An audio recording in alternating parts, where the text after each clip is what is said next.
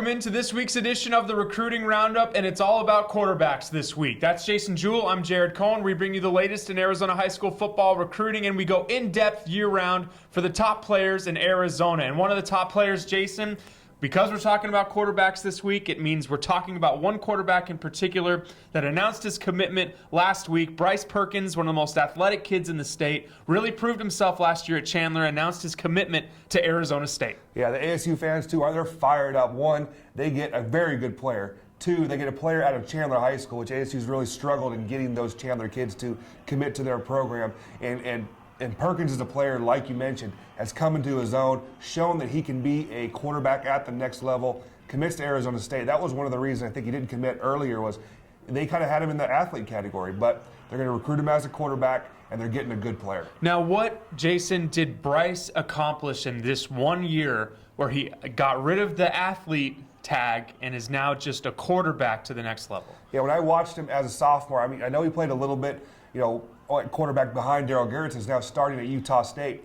But his throwing motion was a little odd and long, and he's improved that. He's shown that he's a student of the game, is willing to work, to put in the effort to improve his technique, and he's just shown that he can actually throw the ball and be a Division I quarterback. And one of the biggest reasons why I loved watching Perkins last year, he's just a flat competitor. He wants to win, and Chandler's going to be very tough to beat again this season. Speaking of Arizona State, they also offered a big offensive lineman in the past week. Yeah, they offered Williams Field's Cade Coate. It's a second offer, second from the Pac-12, the other one being the University of Arizona. He's a player that his film is very, very good, plays tackle for Williams Field and Coach Steve Campbell. I think he's going to be an inside player at the next level.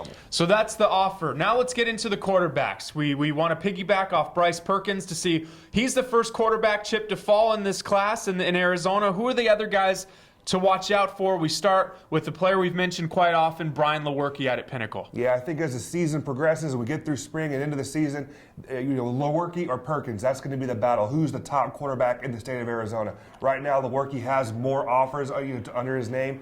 He just tripped to Michigan State unofficially and really liked that visit.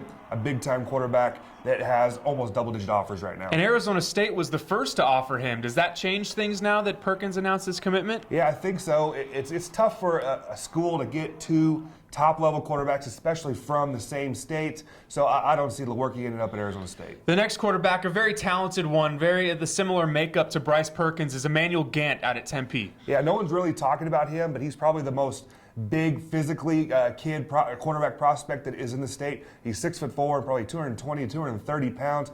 Dual threat kid, can run around and play. I think he's the next player that could end up with an offer. I think every time we've talked about Gant, he's grown an inch since the last time we talked to him. He's just getting massive. The next quarterback, really breakout season last year for Horizon, Dalton Sneed. Yeah, I talked to Dalton recently.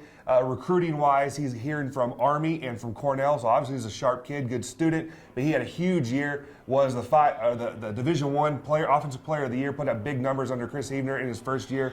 Again, no offers yet, but it's still early. Sean Paul Brophy out at Chaparral. He's a kid that's grown up in the program a little bit. He's taken his lumps as an underclassman going into his senior year, and they're expecting big things. Yeah, led him to the state championship game last year. We'll see what happens at Chaparral.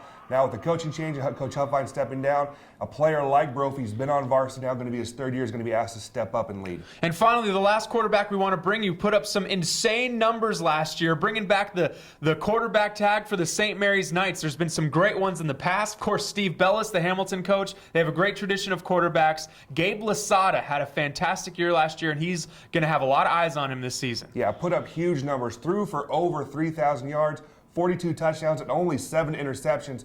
I expect big numbers again. His top 3 receivers are all back. So that's it. Those are the top quarterbacks. The first chip has fallen. Bryce Perkins has committed to Arizona State. These are some of the other quarterbacks that we expect to see playing at the college level once high school is finished. That's Jason Jewell. I'm Jared Cohen. This has been the Recruiting Roundup on Sports360AZ.com.